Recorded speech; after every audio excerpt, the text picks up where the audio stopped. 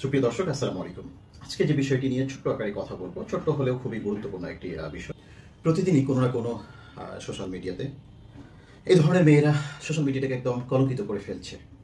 সম্প্রতি আপনারা জানেন, বসুন্ধরা গ্রুপের ছেলে বানভীর সুবহান এর আগে তার আরেক ভাই মুনিয়া নামে একটি মেয়েকে নিয়ে কলঙ্কিত করেছিল। তখন আমি আমার ইউটিউব চ্যানেলেই আমি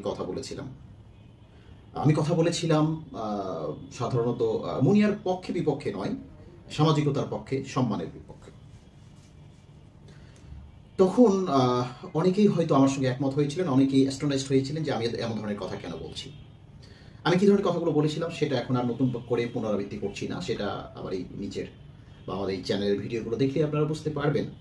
এখন মূলত কথা হচ্ছে যে এই মেয়েটা একটা বিবাহিত পুরুষের সাথে সব জেনে বুঝে সম্পর্ক করে আবার এখন 5 মাসের অন্তঃসত্ত্বা হয়ে সে মিডিয়া কাঁপাচ্ছে। এই জন্য বললাম যে প্রতিটা মিডিয়া এখন তার পক্ষে গিয়ে বা তার পক্ষে বিপক্ষে পক্ষেই বলা যায়, কারণ তাকে এতটা সময় দিচ্ছে, তাকে এইভাবে স্কোপ দিচ্ছে জাতির সামনে তুলে ধরার জন্য। অথচ এই জাতির কত রকম গুরুত্বপূর্ণ বিষয়, কত রকম ইম্পর্টেন্ট বিষয়, কত রকম মানবিক বিষয় প্রতিনিয়ত গড়িয়ে গড়িয়ে চলে যাচ্ছে পিছনে, ঢেউয়ের মতো, সমুদ্রের মতো চলে যাচ্ছে, একেবারে নদীর পানির মতো সমুদ্রে নেওয়ার মতো পানি নেমে যাচ্ছে। অথচ সেই বিষয়গুলো নিয়ে কিন্তু আমাদের মিডিয়াগুলো কথা বলছে না, কাভারেজ দিচ্ছে না, স্কোপ দিচ্ছে না, সময় নিচ্ছে না। অথচ এমন একটি হীন বিষয়, এমন একটি কলঙ্কজনক বিষয়, যেই বিষয়টি সাধারণত তুলে ধরলে আমাদের এই সমাজকে আরো বেশি আমরা কলঙ্কিত হচ্ছি।